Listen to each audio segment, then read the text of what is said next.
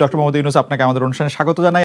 আমরা যখন আজকে ব্যারিস্টার সুমনের সাথে আমরা শো করব, তখন অনেকেই আমাদের কাছে জানতে চেয়েছেন এই প্রশ্নটি করার জন্য। আমি একটু ছোট্ট করে এক লাইনে এই প্রশ্নটি করে রাখি যে আপনি আর ফেসবুক লাইভ করবেন কিনা বিভিন্ন সমস্যা নিয়ে, সাধারণ মানুষের বিভিন্ন সংকট নিয়ে। আপনি যদি ছোট করে বলেন, আমরা মূল প্রশ্ন যাওয়ার আগে, এটা সবচেয়ে বেশি আপনার কাছে প্রশ্ন। সংকট কি দেশ থেকে চলে গেছে নাকি যে আমার লাইভ বন্ধ হয়ে যাবে? আচ্ছা, তার মানে আপনি করবেন সংকট যদি থাকে, আমি ফেসবুক লাইভটা তো হচ্ছে কি আমার একটা এই প্রতিরোধ বা প্রতিবাদ করার একটা উপায়। প্রধানমন্ত্রী শেখ হাসিনার সঙ্গে দেখা হওয়া সামনাসামনি, সেটাই আপনার জীবনের সবচেয়ে বড় ঘটনা। আপনি আর শেখ হাসিনা সরকারকে কি সমালোচনা করবেন? আপনি তো শেখ হাসিনা সরকারেরই একজন। আমার সমালোচনা প্রথম শুরু হয়েছিল আমার বাবার বিরুদ্ধে। আচ্ছা, আমার বাবার কার্যক্রম থেকেই প্রথমে আমি সমালোচনা করা শিখি। তো বিষয়টা হচ্ছে গিয়ে যেসব জায়গায় ধরেন আপনারে আমি সাংবাদিক হিসেবে পছন্দ করি, আপনার সাথে আমার 5টা মিনিট সময় কাটানোটা আমিও মনে করি যে এটা একটা প্রায় আমার জন্য একটা প্রিভিলেজ। আই এম অনার্ড যে 5টা মিনিট সময় কাটাতে পারতেছি আমরা। কিন্তু একই সময় কিন্তু আপনার বিভিন্ন বিষয়ে কিন্তু আমি একমত হব না, আবার আপনার বিভিন্ন বিষয়ে কিন্তু আপনার একমত তো হবই না। মানে বিনয়ের সাথে আমি আপনার সাথে চরমভাবে বিরোধিতা করব। আমি কিন্তু বিষয়টা কিন্তু এরকম যে আমি হয়তো আপনার পক্ষে না, আপনার সাথে একমত না, কিন্তু আপনি যাতে আপনার পক্ষ কথা বলতে পারেন এটার স্বাধীনতা আমি স্বাধীনতায় বিশ্বাস করি। সুতরাং এখানে বুঝতে হবে যে জননেত্রী শেখ হাসিনা সরকার প্রধানের সাথে সাথে উনি বঙ্গবন্ধু কন্যা, জাতির জনকের কন্যা। উনার সাথে কিন্তু উনার কয়েকটা আইডেন্টিটি আছে, আপনারা হয়তো অনেকে একসাথে করে ফেলেন। আমার কাছে কিন্তু দেখেন, আমি কিন্তু এই এমপি হওয়ার আগেই বাংলাদেশ আওয়ামী লীগের প্রচার সম্পাদক যিনি বর্তমানে, তার বিরুদ্ধে মামলা হয়ে বাদী হয়ে কিন্তু আমি মামলা করেছি। সুতরাং আমি আওয়ামী লীগ করি, আওয়ামী লীগকে বঙ্গবন্ধুর আদর্শকে ধারণ করি, বহন করি, কিন্তু যেসব জায়গায় আমার সমালোচনা করার, যেসব জায়গায় আমার প্রতিবাদ করার, এই জায়গায় তো আমি বন্ধ হয়ে নাই বা আমি কখনো আটকে থাকি নাই, বা চেষ্টা করছি, আমি যতটুকু পারছি আমি চেষ্টা করছি। এইখানে বঙ্গবন্ধু কন্যার সাথে দেখা করতে পারাটা আমার জন্য একটা সম্মানের।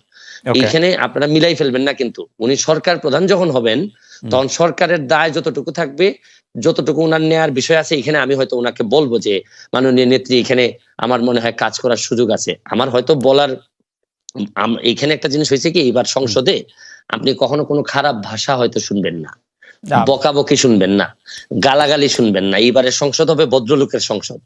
এখানে আপনি দেখবেন কিন্তু বিরোধিতা কি হবে, মানে আপনি মনে করছেন চরম বিরোধিতা হবে। আপনি তো অরিজিনালি নৌকা, মানে আপনি নিজেও নিজেরে বলেন, এমনিও বলেন। না, এইখানেই প্রবলেমটা হচ্ছে গিয়ে আমি বঙ্গবন্ধুর আদর্শকে ধারণ করি, এবং আদর্শকে ধারণ করা মানে কি, মানে হচ্ছে গিয়ে উনার যে আদর্শটা আছে এইটা আমাদের একটা কনস্টিটিউশনের মতো, যে হাইকোর্ট কিন্তু কনস্টিটিউশনকে মানে, কিন্তু যখনই কনস্টিটিউশন ভায়োলেট করার বিষয় আসে তখন কিন্তু হাইকোর্ট একটা রুল দিয়ে দেয়।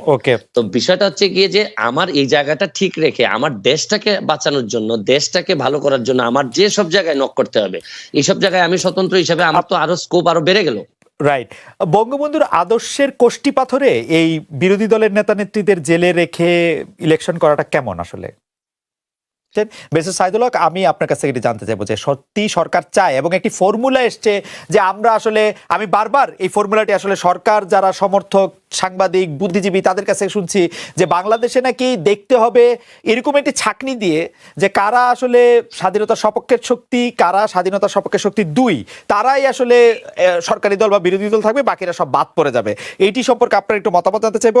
আমি মতামত জানতে চাইবো যে সরকার কি সত্যি সব দলকে জাতীয় দল হিসেবে দেখতে চায় কিনা, আপনি এটি কি মনে করেন? আরেকটি প্রশ্ন করব যে আমি দেখলাম যে আওয়ামী লীগ সভানেত্রী যাদেরকে নমিনেশন দিয়েছেন তাদের মধ্যে অন্তত 60 জনের বেশি লোক হেরেছেন, 70 জনের মতো হেরেছেন। এটি কি আপনি সাংঘাতিক রকমের poor and bad and wrong judgement মনে করেন কিনা আওয়ামী লীগের সভানেত্রীর কাছ থেকে? আমি প্রথম প্রশ্নের জবাবে আগে আসি যে সরকার কি এটি চাচ্ছে কিনা যে Awami League B, Awami League C, Awami League D তৈরি হোক বাংলাদেশে? দেখেন, আমি যে উত্তরটা শুরু করার সময় একটা কথা বলতে চাই যে আমি পড়ছিলাম ছোটবেলায় যে অধিকার ছাড়িয়ে দিয়া অধিকার রাখিবার মতো বিড়ম্বনা নাই, বৈধতা দিলেন। এটা হচ্ছে কি আমি ব্যক্তিগতভাবে মনে করি, আপনারা দ্বিমত করতে পারেন না, এটা আমার মত হচ্ছে কি যে আমি যখন যে নির্বাচনে যান আমি আপনার কাছে ক্ষমতা দিয়ে দিলাম, ভাই যান, আপনি আপনার সাথে আমি নাই, আপনার আন্ডারে আমি নির্বাচন করব না।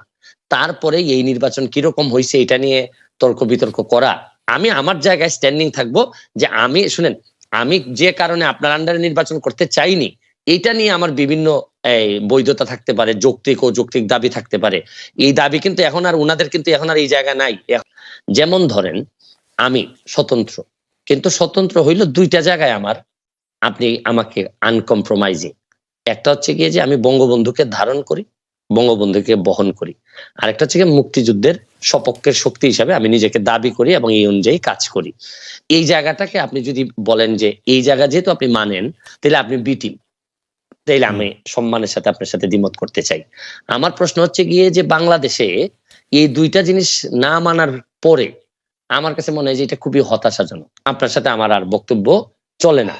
ওকে, কারণ আমি এই জায়গায় কোনো ধরনের কম্প্রোমাইজ আমি করব না, বরং বিরোধী দল যারা করবেন, ধরেন বিরোধী দল ওকে, বঙ্গবন্ধুর যিনি মানবেন না, তিনি আসলে এই দেশে জাতির জনককে যিনি মানবেন না, বা এই তখন তো বিরোধী দলের আমার এই কনসেপ্টটা আমার কাছে খুবই হেইজি মনে হয়।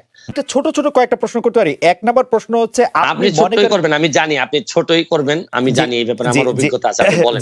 জি, আপনি কি মনে করেন কিনা এই সরকার গত 15 বছর ধরে, গত 5 বছর ধরে বঙ্গবন্ধুর আদর্শ ধারণ করে? বঙ্গবন্ধুর আদর্শ ধারণ করা মানে কি, মানে আওয়ামী লীগের বিরুদ্ধে যেসব অভিযোগ, আমি খালি আর্থিক অভিযোগগুলি আপনাকে শুধু মনে করে দিতে চাই। আমি শুধু মনে করে দিতে চাই আওয়ামী লীগের সরকাররা কিরকম, আওয়ামী লীগের সরকারে যারা ছিল তারা কিরকম আঙ্গুল ফুলে কলা গাছ হয়েছে, সেটা আমি শুধু মনে করে দিতে চাই। আমি উত্তর দিচ্ছি আপনাকে, আমি এই জায়গাতেই থাকতে চাই। আপনি মুক্তিযুদ্ধের চেতনা বলতে আপনি মনে করেন যে এই জায়গায় থাকতে চাই, ভোট হবে হচ্ছে আমরা, এই জায়গায় আমি থাকতে চাই। আমি এই জায়গায় থাকতে চাই, এই জায়গায় থাকতে চাই। বলেন। এই যে দুর্নীতি, দুর্নীতি হচ্ছে গিয়ে শরীরটার মধ্যে নিজের শরীরে ক্যান্সার হওয়ার মতো, যে জায়গাটাতে ক্যান্সার হবে এই জায়গাটা কেটে ফেলতে হবে। এখন আপনি এইসব বিষয়ে আমি সারা দিন আপনার সাথে আলোচনা করতে রাজি। বঙ্গবন্ধুর চেতনা, বঙ্গবন্ধুর আদর্শ মানে একই সাথে আপনি এই কথা বলে আপনি দুর্নীতি করতে পারবেন না। এই দুর্নীতি যেদিন আপনি করবেন তখন আপনার এই জায়গাটাকে আপনি আসলে রীতিমতো আপনি এই জায়গাটাকে নষ্ট করে দিলেন। এই ব্যাপারে আপনার সাথে আমার কোনো দ্বিমত নাই। ধরেন আপনি দুর্নীতি বলেন, সন্ত্রাস বলেন, মাদক বলেন, এগুলা তো আলটিমেটলি আমাদের যেভাবে কনস্টিটিউশনের বাইরে যায়, বঙ্গবন্ধুর আদর্শের বাইরে যায়। এই ব্যাপারে আমি কিন্তু আপনার সাথে কোনোভাবেই দ্বিমত করব না। এবং এই কারণেই আমার যে ব্যারিস্টার সুমন হয়ে ওঠার যে গল্প, এখানে কিন্তু দেখেন আমার আওয়ামী লীগ করেও আওয়ামী লীগের প্রচার সম্পাদকের বিরুদ্ধে আমি মামলায় বাদী। আমি আওয়ামী লীগ করেও আমি যতজন মন্ত্রীর বিরুদ্ধে আমি কথা বলছি, সবই হচ্ছে গিয়ে দুর্নীতি সংক্রান্ত বিষয় নিয়ে আমি কথা বলছি। আমি বলছি যে এটা কোনোভাবেই বঙ্গবন্ধুর আদর্শ হইতে পারে না। আমার সাথে আমি যুবলীগের আইন সম্পাদক হিসাবে অব্যাহতি পাই কেন, আপনি এটাও জানেন যে আমি যুবলীগের আইন সম্পাদক। আপনি প্রথম আমার ইন্টারভিউ নেন যুবলীগের আইন সম্পাদক হওয়ার পর। আমার অব্যাহতির কারণটা কি ছিল? আমার কারণটা ছিল, আমি বলছিলাম যে একজন ওসি সাহেব আওয়ামী লীগ করার দরকার নাই। আমি বলছিলাম যে উনার এই মিছিল মিটিং করার দরকার নেই, আওয়ামী লীগ করার জন্য যথেষ্ট পরিমাণ মানুষজন আছে। কিন্তু এই ক্ষেত্রে তারপর আমাকে অব্যাহতি দেওয়া হলো। এখানে একটা মিসআন্ডারস্ট্যান্ডিং থেকেই যায়।